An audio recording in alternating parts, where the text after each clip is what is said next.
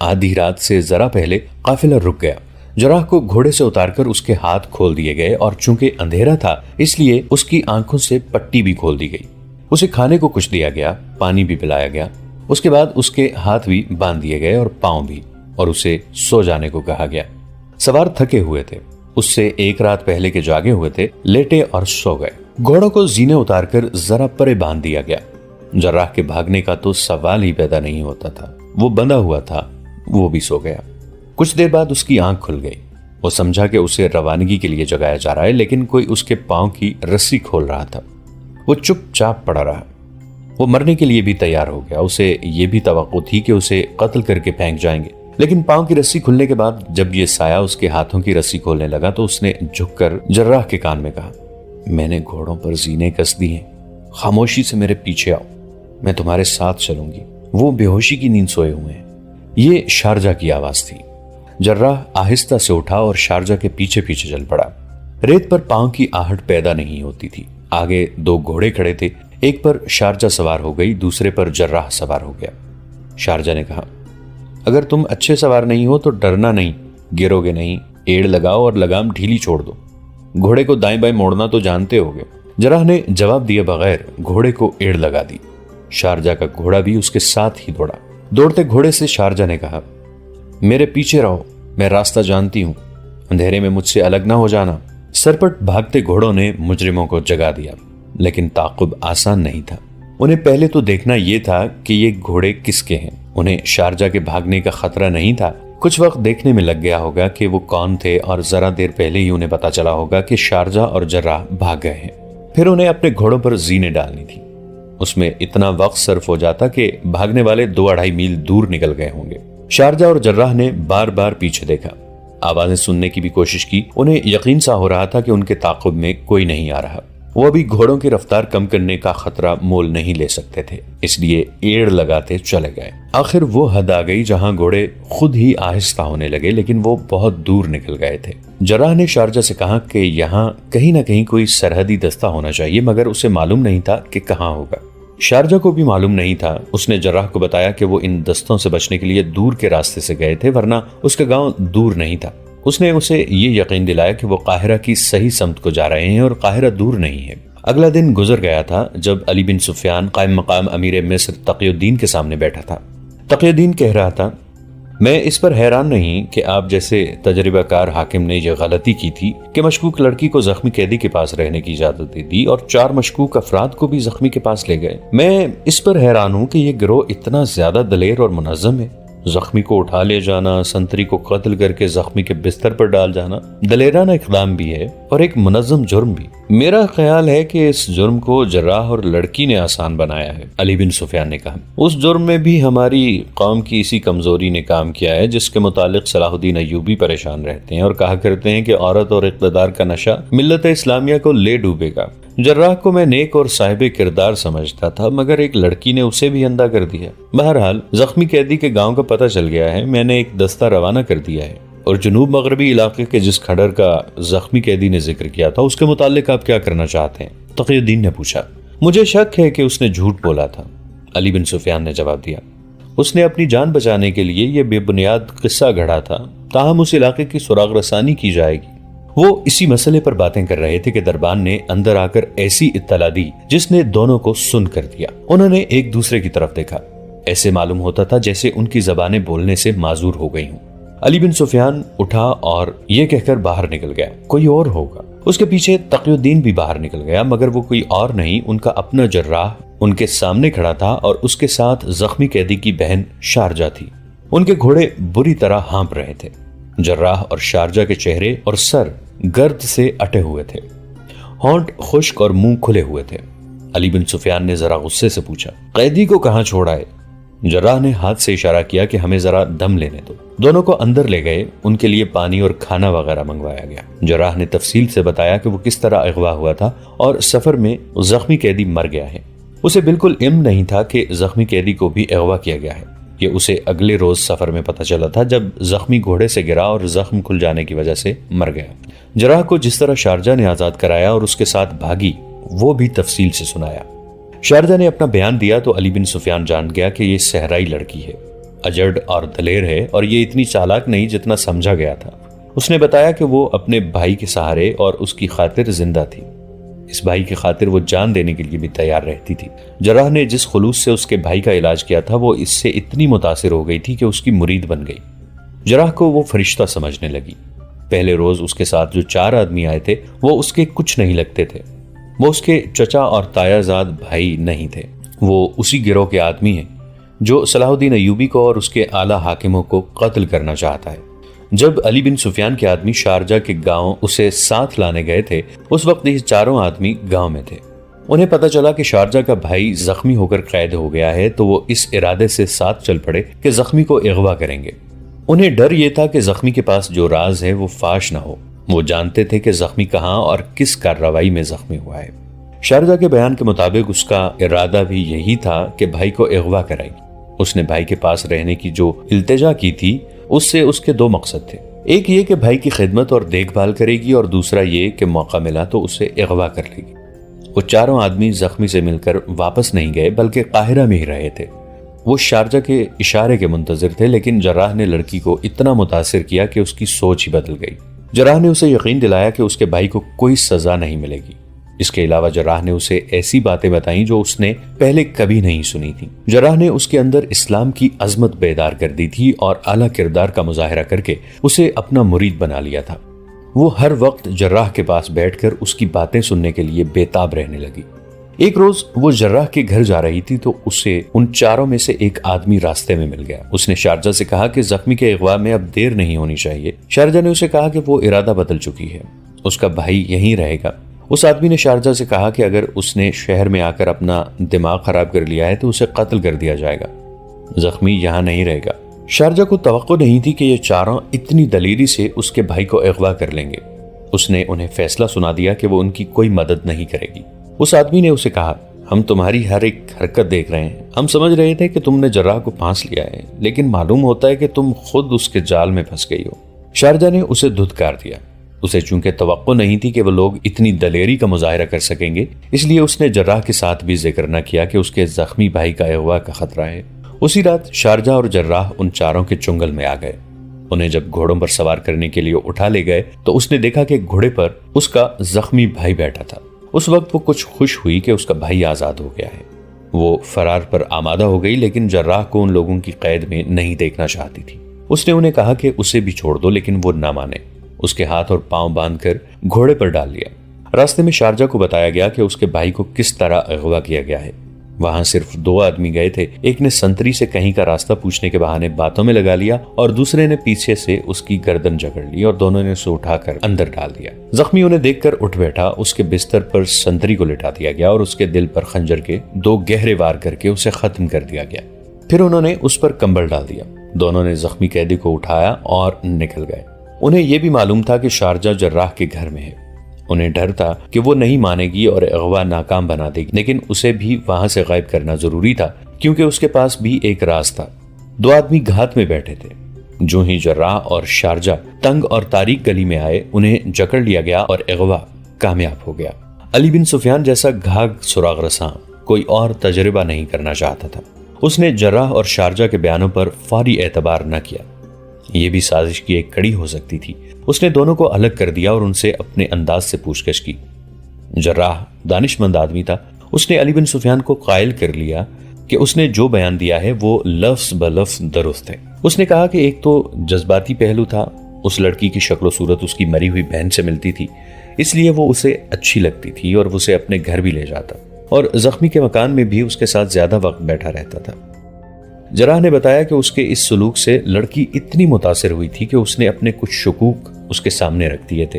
یہ اس لڑکی کا دوسرا پہلو تھا جس پر جراح نے زیادہ توجہ دی۔ لڑکی مسلمان تھی، لیکن معلوم ہوتا تھا کہ اس پر بڑے ہی خطرناک اثرات جو باہر سے آئے تھے کام کر رہے تھے۔ جراح نے اس کے ذہن سے یہ اثرات صاف کر دیے۔ لڑکی چونکہ پسماندہ ذہن کی تھی، صحرا کے دور دراز گوشے کی رہنے والی تھی، اس لیے اس کے ذہن میں جو کچھ ڈالا گیا وہ اسی کو صحیح سمجھتی تھی۔ اس کی باتوں سے یہ انکشاف ہوا کہ اس علاقے میں اسلام کے منافی اثرات اور صلاح الدین ایوبی کے خلاف تخریب کاری زور و شور سے اور بلا روک ٹوک جاری ہے۔ شارجہ سے علی بن سفیان نے کوئی بیان نہ دیا، اس پر سوال کرتا رہا اور اس کے جوابوں سے ایک بیان مرتب ہو گیا۔ اس نے فرعونوں کے اس کھنڈر کے متعلق وہی انکشاف کیا جو پہلے بیان کیا جا چکا ہے۔ وہ بھی اس کھنڈر کے اس پر اسرار آدمی کی معتقد تھی جس کے متعلق کہا جاتا تھا کہ گنہگاروں کو نظر نہیں آتا اور اس کی صرف آواز سنائی دیتی ہے۔ شارجہ نے بتایا کہ اس کا بھائی فوج میں تھا اور وہ گھر میں اکیلی رہتی تھی۔ اسے گاؤں کے کچھ لوگوں نے یہ کہا تھا کہ وہ اس کھنڈر میں چلی جائے کیونکہ وہ مقدس انسان خوبصورت کنواریوں کو بہت پسند کرتا ہے۔ شارجہ پر علی بن سفیان کی ماہرانہ جرح سے لڑکی کے سینے سے یہ راز بھی نکل آیا کہ اس کے گاؤں کی 3 کنواری لڑکیاں اس کھنڈر میں چلی گئی تھیں، پھر واپس نہیں آئیں۔ ایک بار اس کا بھائی گاؤں آیا تھا۔ شارجہ نے اس سے پوچھا کہ وہ کھنڈر میں چلی جائے۔ بھائی نے اسے منع کر دیا تھا۔ شارجہ اچھی طرح بیان تو نہ کر سکی، لیکن یہ پتہ چل گیا کہ مصر کے جنوب مغربی علاقے میں کیا ہو رہا ہے۔ جراح کے متعلق لڑکی نے بتایا کہ اسے اگر گاؤں میں لے جاتے اور قید میں ڈال دیتے تو وہاں سے بھی وہ اسے اپنی جان کی بازی لگا کر آزاد کرا دیتی۔ اس کا جب بھائی مر گیا تو اس نے گاؤں تک جانے کا ارادہ ترک کر دیا اور تہیہ کر لیا تھا کہ وہ جراح کو یہاں سے آزاد کرائے گی۔ ان 4 مخبروں کو وہ اپنا ہمدرد سمجھا کرتی تھی، لیکن جراح نے اسے بتایا کہ یہ اللہ کے بہت بڑے مجرم ہیں۔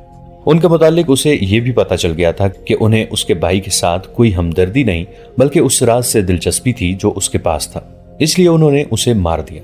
علی بن سفیان نے اس سے پوچھا کہ وہ اب کیا کرنا چاہتی ہے اور اپنے متعلق اس نے کیا سوچا ہوا ہے۔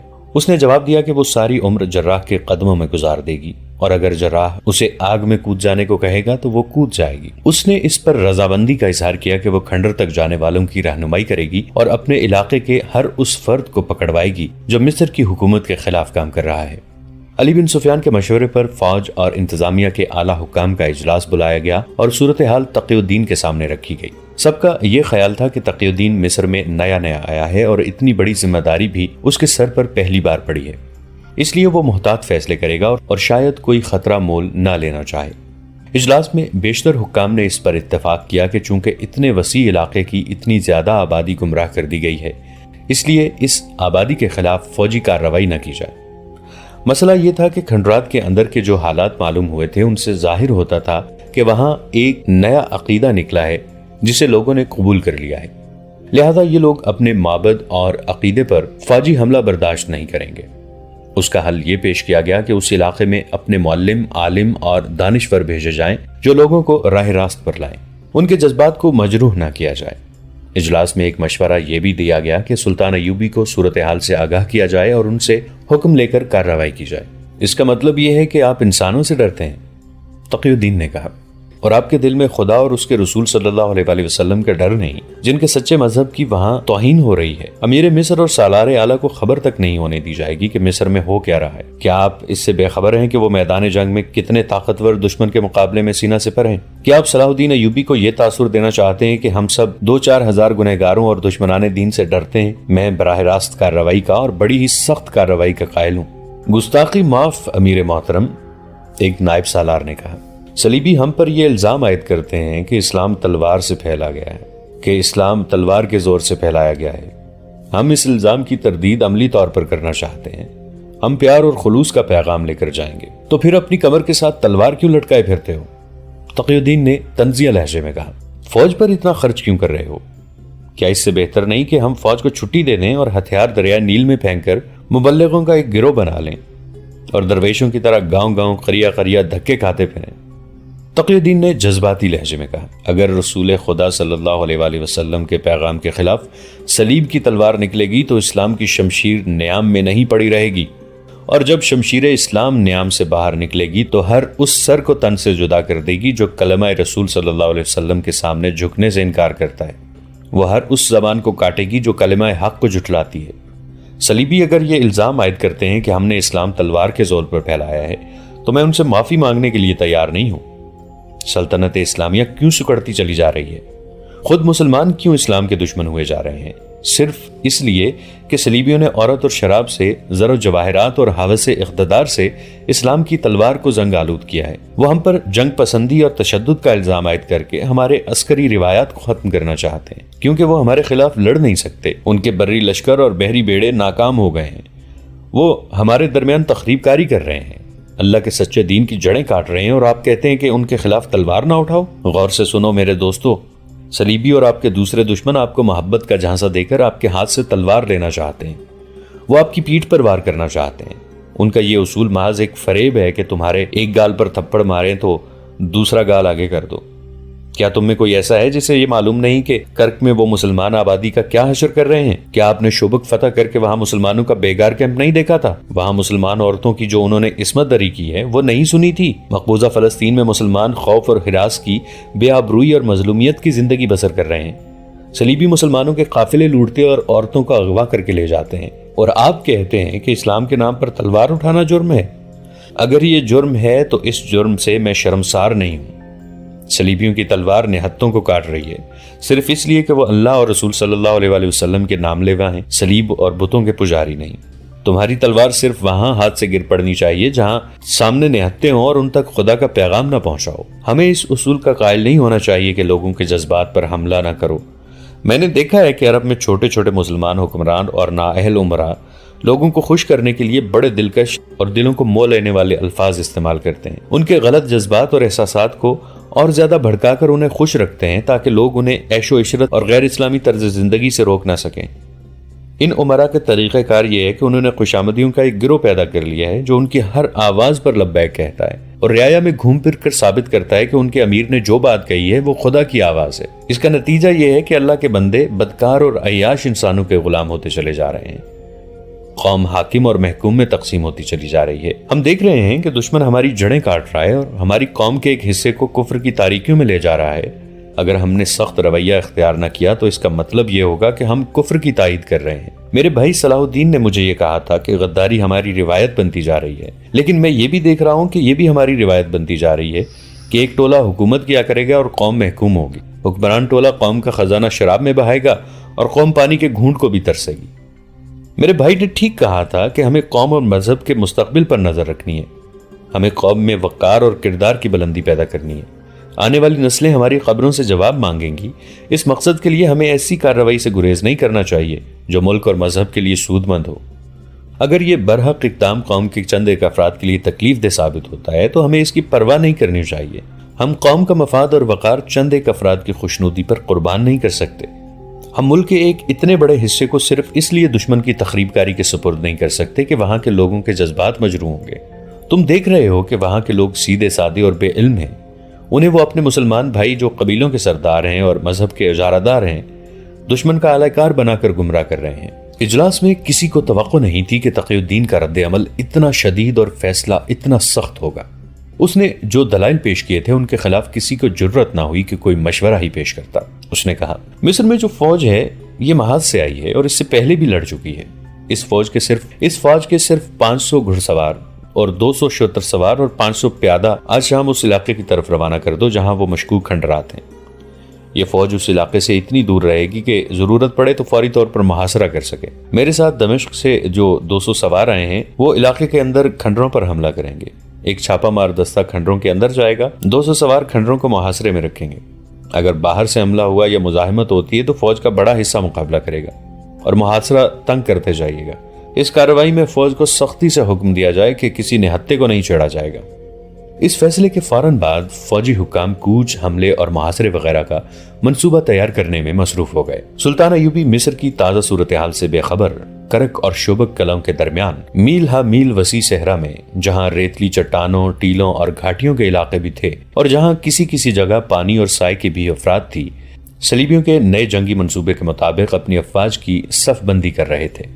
जासूसों ने उन्हें बता दिया था कि सलीबी दुगनी ताकत से, जो ज्यादातर ज़िरापोश और बख्तरबंद होगी, कले से बाहर आकर हमला करेंगे।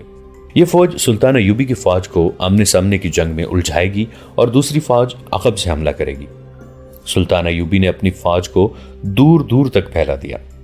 सबसे पहला काम यह किया कि जहां जहां पानी और सब्जा था वहां फौरन कब्जा कर लिया। उन जगहों के दिफा के लिए उन्होंने बड़े साइज की कमानों वाले तीर अंदाज भेज दिए। उनके तीर बहुत दूर तक जाते थे। वहां मिंजनेक़ें भी रखी गईं जो आग की हांडियां फेंकती थीं। ये एहतमाम इसलिए किया गया था कि दुश्मन करीब ना आ सके। बुलंदियों पर भी कब्जा कर लिया गया। सुल्तान अयूबी ने तमाम दस्तों को हुक्म दिया कि दुश्मन सामने से हमला करे तो वो और ज्यादा फैल जाएं ताकि दुश्मन भी फैलने पर मजबूर हो जाए। انہوں نے اپنی فوج کو ایسی ترتیب میں کر دیا کہ دشمن یہ فیصلہ ہی نہیں کر سکتا تھا کہ مسلمان فوج کے پہلو کدھر اور عقب کس طرف ہے۔ دوستو، آج کے لیے اتنا ہی۔ اسی کہانی کی اگلی قسط کے ساتھ بہت جلد حاضر ہوں گے۔ نیچے کامنٹ سیکشن میں اپنی رائے کا اظہار ضرور کیجیے گا۔ ہمارے اس چینل کو سبسکرائب کر کے نیچے موجود بیل آئیکن کو بھی ضرور کلک کیجیے گا۔ اگلی ملاقات تک کے لیے ہمارا اور آپ کا اللہ نگہبان۔